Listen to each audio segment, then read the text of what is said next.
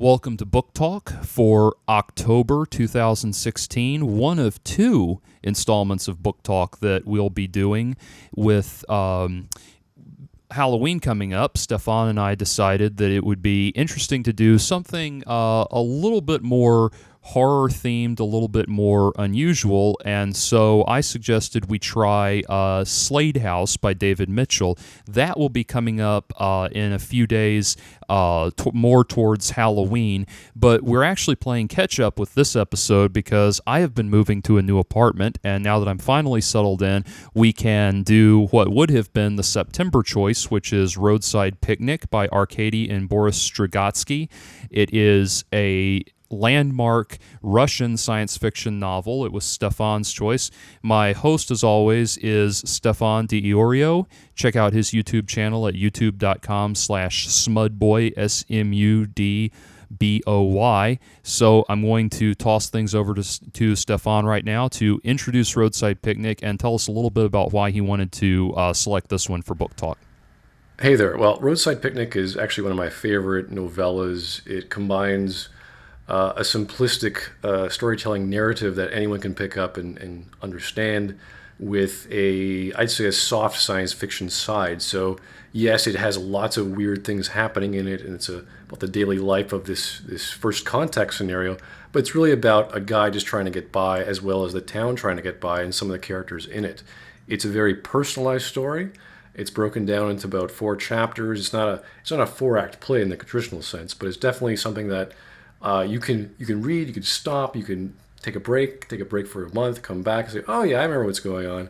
And it's very personal. Now, I wouldn't recommend that. I would keep going as soon as you pick this up because there are so many things happening. The first person, not the first person perspective, but the character and how he sees things and how the other little stories along the way in each chapter is absolutely beautiful. So in comparison to the foreword by Ursula K. Le Guin, she talks about how it's done in the Tolstoyan fashion. So it's not like an Asimov science fiction where there's a main central figure who's like the authority of science and he understands how the world works or the universe upon which the writer is in. This is strictly from a common man trying to get by, and it's very simple and clear. And this is one of the things I stress in all of my stories or all the people that come to me for advice for writing. I say, this is how you should write. Keep it simple, keep it clear, keep it relatable. And the best way to do that is to bring it down to the layman and tell a story as honest as possible. And this is what you get every page in Roadside Picnic. I absolutely agree. And so to tell a little bit about the story itself, the idea is that it is set in a near future world where strange alien visitors have touched down and left off from Earth. They have visited us, but we do not know who they are, what happened, and we were not even necessarily aware of them visiting. We just know that they were there because they left behind these areas that we refer to as zones. And the zones are areas that are where the laws of physics seem to be a bit random, areas where there is almost sort of nuclear fallout and mutations among people, and especially the lineages of people who live around the zones and interact with the zones. But most importantly, there are these strange technological pieces, strange pieces of technology just scattered all over the place that humans don't understand, but we are desperate to get our hands on these things because we're thinking, well, if we can crack the code, if we can figure out what these things are, it will set us forward thousands of years in our technological advancement. And the various governments of the world have ruled that the zones are too hazardous for people to interact with. So consequently, the scientists who want to study this technology that's been left behind have to get it on the sly by hiring people who are called stalkers. And the stalkers travel the zone to recover these artifacts. Our story revolves primarily around Redrick Schuart, who is a veteran stalker, one of the one of the best in the game, so to speak, and his many trials and tribulations, just as Stefan was pointing out, just trying to get by. And I think, Stefan, and there is ultimately a point to the story plot wise where they are ultimately driven to the zone, to go into one of the zones to get kind of what should be the ultimate payoff as far as recovering an artifact from the zone. And that's all I'm going to say about it, because I don't want to give too much away. But I was thinking about what you said, Stefan, that this really is a story about the common man and the day-to-day struggles of existence. And what I thought was so interesting was, I think the only two Russian authors that I have read in any great detail are Ayn Rand and Mikhail Bulgakov. And both of those have written about, I've read bits of Tolstoy and here and there and that sort of thing. Not anything that I could expound upon at length, though. But what I find is that those are the writers who are, like Victor Hugo and people like that they are writing about the passion and the revolution and the destruction of the human spirit. It's the whole Dr. Zhivago aspect of Russian history, Russian storytelling and all that. And you don't get to really see the common man, the common woman, in their day-to-day struggle, their day-to-day existence. Now, the story is actually not set in Russia. It's set in a small town in Canada. But nevertheless, the perception of Russian culture is very much there, and certainly with the copious amount of vodka everybody is drinking. Well, it's never actually established to be in Canada, but that's probably the most likely scenario. There's only a handful of Russian elements that you can say, oh yeah, this is totally Russian. Is the drinking? Yeah, for sure, the vodka. It happens to be in the borscht, so that could easily have been in Ukraine. And some of the culture aspects, some of the way they talk. One thing that actually, if you are Russian or you know the Russian culture, which is not in the book, even though its practice has never actually said what it is the process of going to a bar. And going to a bar after work is a very obviously going to a bar is an alleviating experience to drink alcohol, but there's a whole practice with that in the Russian culture, and that's when you're with your friends, your men are with the men, the women are with the women, and when the men go to the bar, they drink vodka, they have shots. It's always to their health, and it's to alleviate the stresses of the day, because the male mentality or the male persona has always been strong, silent, calm, but it's when you have a drink, it's when you can unwind at that point. And you see that, especially in the first chapter, and really throughout all the chapters, drinking is very prevalent. And that's one thing that when Russians read, they say, aha, that I can relate to. I can relate to that if I was in 1970 or if I'm in 2010. So that's definitely I'd say the only Russian aspect, aside from some of the behaviors of Red and his friends that go about there. Yeah, that was very much what I got, and what was interesting to me was what I kept being reminded of throughout all of this in terms of the feel of the story, the tonality, the characters, a lot of things like that, was Train Spotting. If that, yeah, like that kind of, it's this foray into this local culture, this very weird local culture, but at the same time, it's a kind of a profoundly human thing. And I think one of the things that's so interesting to me is how there are so many elements in this story where they start to want to go down traditional science fiction story paths, but then they decide not to, and it's kind of like they're consciously saying, well, this is, we're kind of not subverting the traditional science fiction stereotypes, but we're just kind of coasting. These are people just getting by day to day. And one of the things I loved was Schuhart, due to Redrick Schuhart's wife gives birth to this this daughter that they refer to as the monkey, and they call her the monkey because she's essentially she's essentially just this kind of mongoloid homunculus ape creature that she starts getting less and less human throughout the story, and this is because Stewart has been exposed at length to whatever radioactive mutation or whatever's going on in the zone, and so he's passed down this he's had this horribly mutated child as a result, and there's some very poignant things where it talks about him having to pay the local children to play with her and that kind of thing. And so there's things like that, but there's a point where one of the other main characters looks at the monkey, looks at Red's daughter, and thinks, "Oh my God, what if the aliens that visited? What if this is their way of invading? That they're infecting our DNA and causing us to give birth to them? And she's really an alien." And then it just kind of. That just drifts away, that could have that could have been that could have been the basis of the story, that could have been the idea, but it's more like just a c'est la vie. The science fiction. This could have easily have been a post-apocalyptic story about a bomb going off and people surviving the wreckage. The whole concept of this phenomenon that no one understands, no one explains, is just sort of, it's half the story. It's definitely fascinating because Red makes his entire life, and it's really about the Roadside Picnic. It's not just Red; it's the whole town of Harmont and the people in it. But obviously it focuses on him.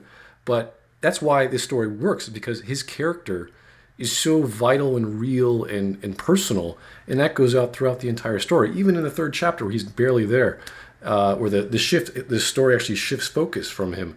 So that's why it works, because there is the science fiction, but the science fiction is just there to tell a story about Red. And that's why it works so well, and that's why you can give this story to anyone. And they go, "Oh, well, this is weird, and it has all this stuff happening, and there's weird stuff happening, people blowing up, and it's action-packed, but there's actually a character in there." And aside from the ending, everything else is perfect. Everything else just is so creative and so different. Even things I don't like time skips. I'm very notorious for talking about time skips and stories in video games, and these work. There's good reason to have them, and it tells a fantastic story.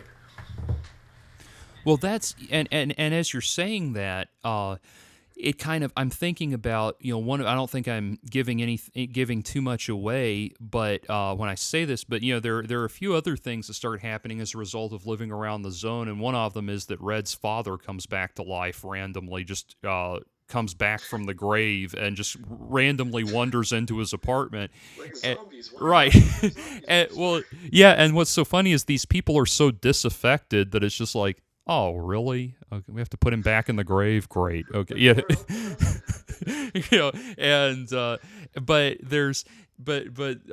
What I keep thinking about is the metaphor, the reason, and I don't think I'm giving too much away to say this, but the metaphor, the reason it's called Roadside Picnic is because at one point two scientists are talking about, well, what is happening here? What is this phenomenon that's actually going on? And one of them says, "Look, imagine if you gave a microwave oven to Isaac Newton, one of the most brilliant people alive during his time. He would be completely dumbfounded by the microwave oven because there's all of these steps between his technology and his understanding of the universe and the technology creating that."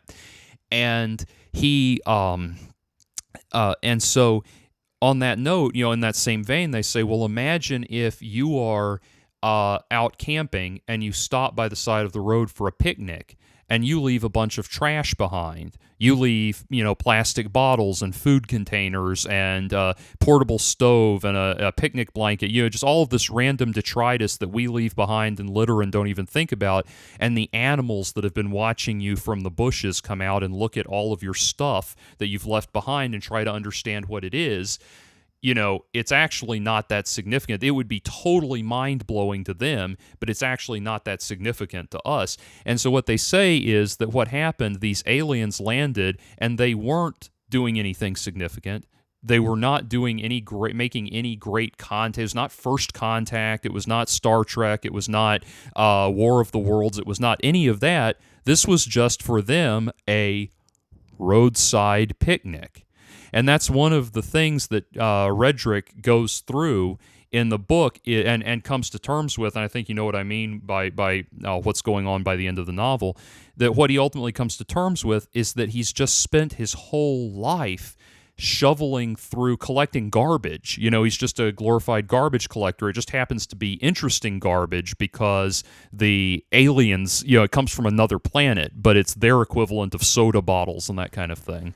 That ties in directly to the arc that there is for Red, because at the beginning of the story, he's part of this organization, and he goes, the government, and at the end, he's successful with his mission, and there's this guy, this immigration officer, and he's like, I want to get people out of here. It's very dangerous. And Red's like, I'm going to tell you why I'm here, but it's not his reason. It's someone else's. It's like he's borrowing words from his friends or whatever, because he doesn't know why he's here. He actually does. He doesn't tell us in the story, but we figure it out. And he sort of leaks it into the first chapter of why he's here. And it's a very simple story. There's no plot reveal here, what I'm going to tell you now. He's just a guy. He's a man. He wants to be independent. He doesn't like people getting in his way. He wants to do his thing his own way. And that's how he survived. That's how he survived the zones. That's how he survived his life. He needs to be independent. And you see that throughout the entire story.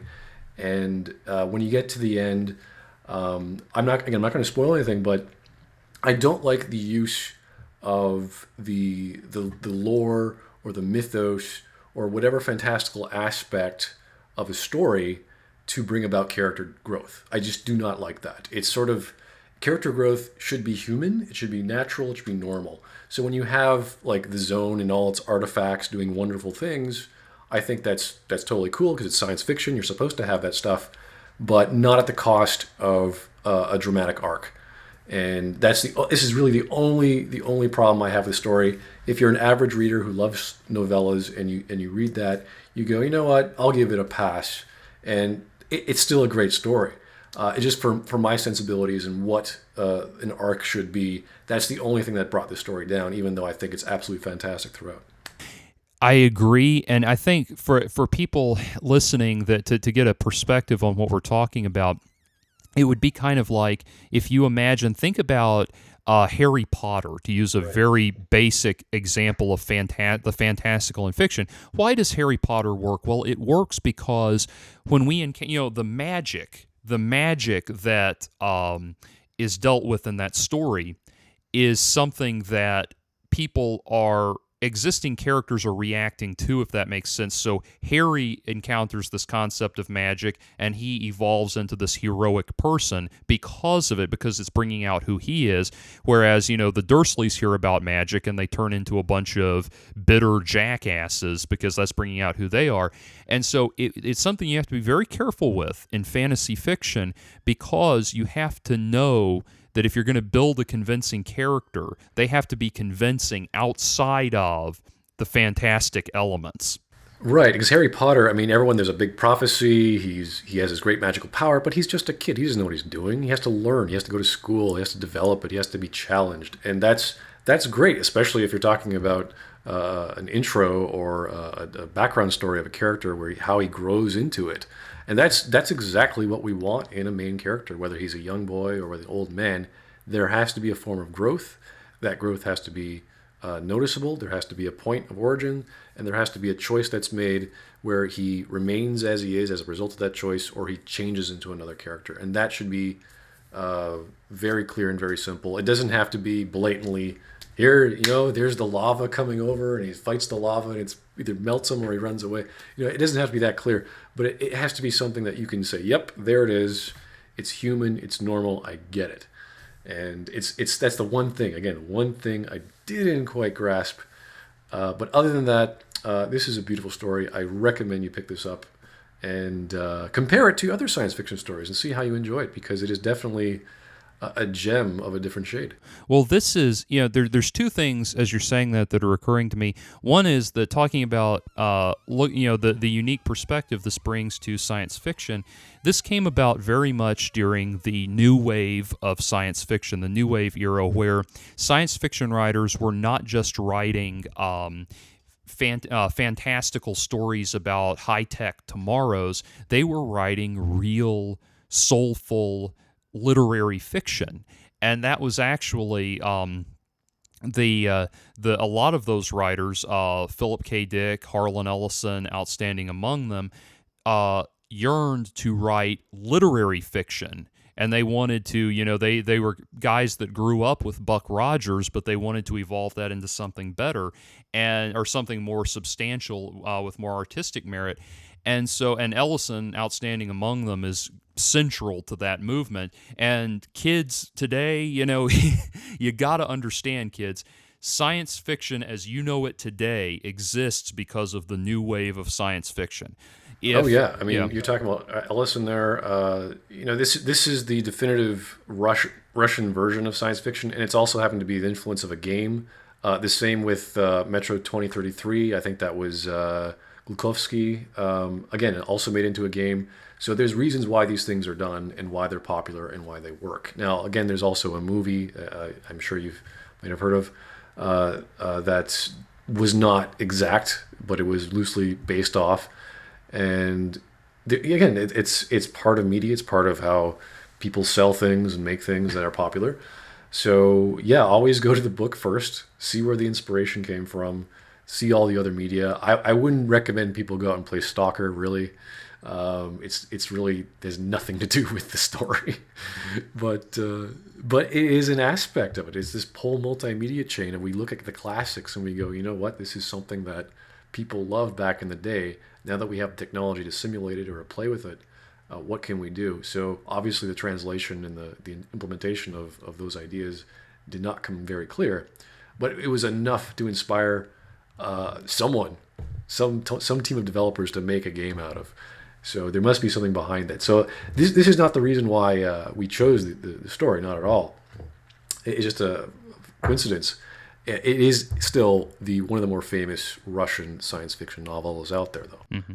I think, as you're saying that, one of the bringing up the movie, which I had actually seen. This is interesting. When Stefan recommended that we do this book, I looked into it and I found out I had actually seen this movie many years ago, Stalker.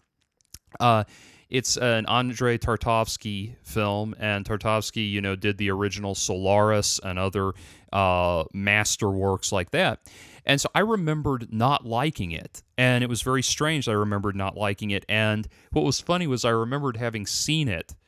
And when I say I saw it years ago, it was only in about 2010 that I saw it, so it's not like something that I watched once as a kid and it's been 20 years.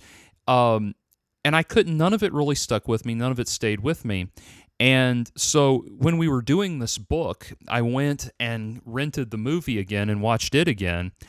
And without giving too much away, the book really, it's like they took just the final quarter or so, the final 25% of the book, and with this movie, they adapted that, and it's adapted in such a way that there are still things wildly different, to the point that it really almost feels more like a separate story that is set in the universe of Roadside Picnic.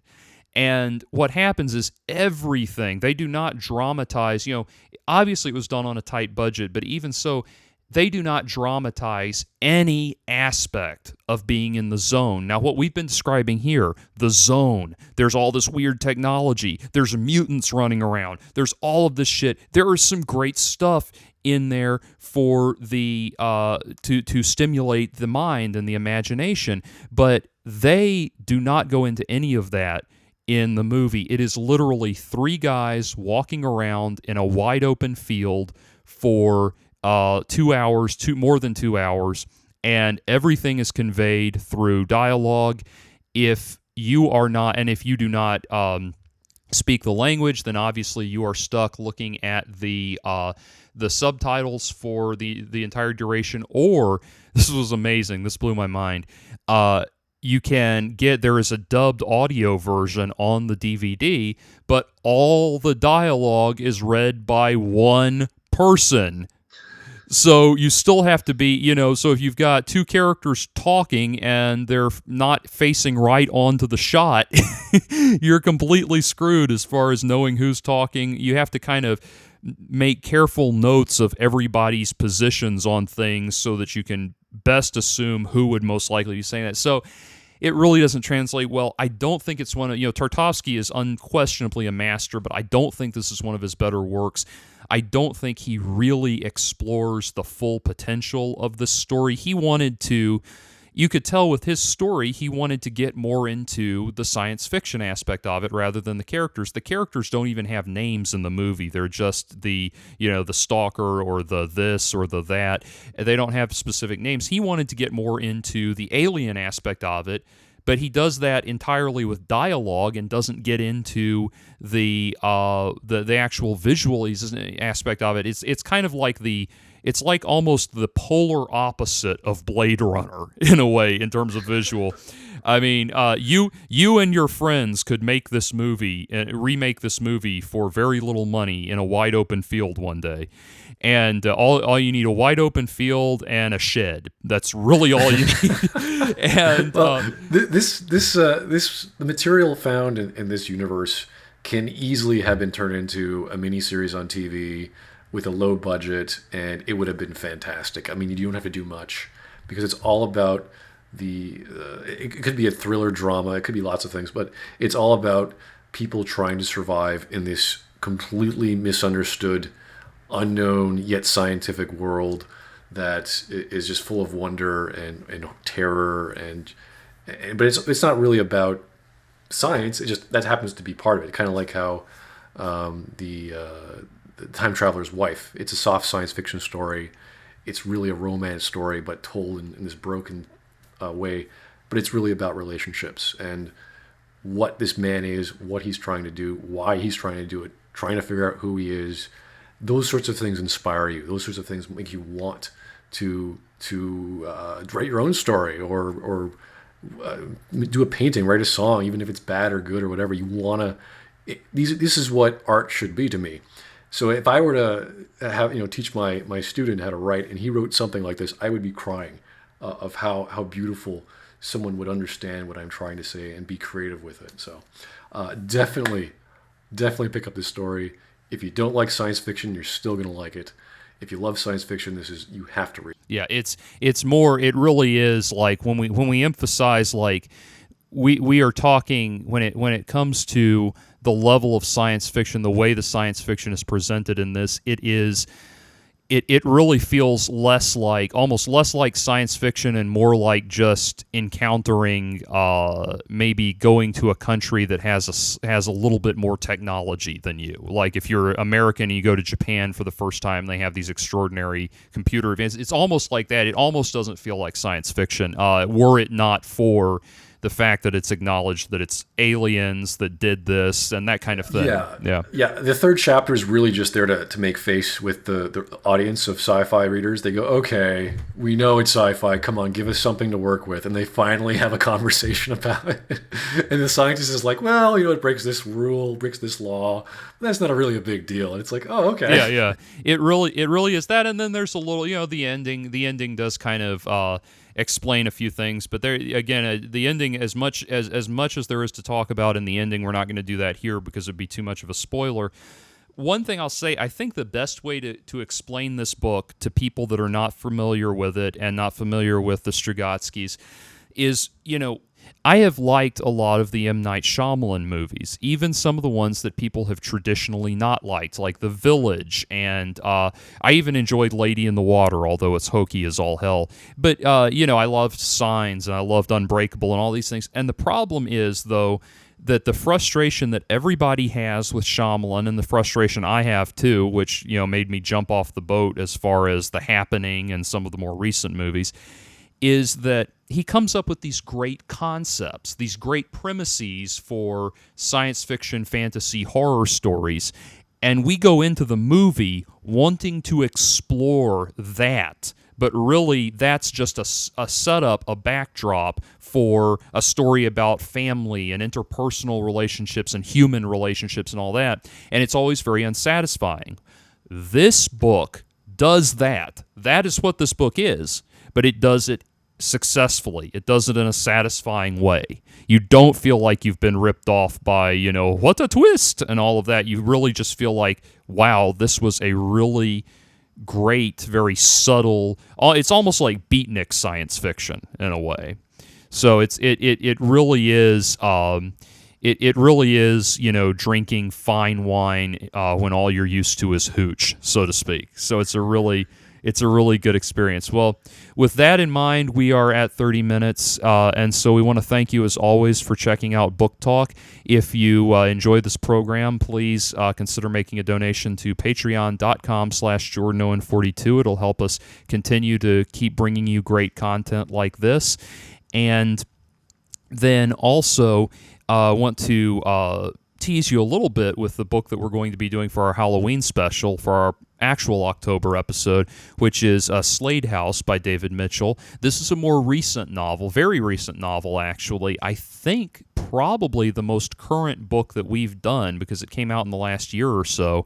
It definitely is, actually, now that I think about it. So the most recent book that we've done, and Stefan had suggested a Halloween for Halloween, a horror novel, and his suggestion had been Shirley Jackson, the collected works of Shirley Jackson, but those were a little bit long for something we could get together in just a few days. And I had been thinking along the same vein of like Lovecraft or something like that. But this book is really it's so far I'm just getting into it. Stefan has finished it because I think he absorbs books through osmosis or something. He always reads faster than me. But it's a curious kind of creepy little story, something a little more unorthodox, and so I like that it's coming out of left field. So we will be discussing that in a few days for our special Halloween episode of Book Talk. As always, thank you, and please do check out Roadside Picnic.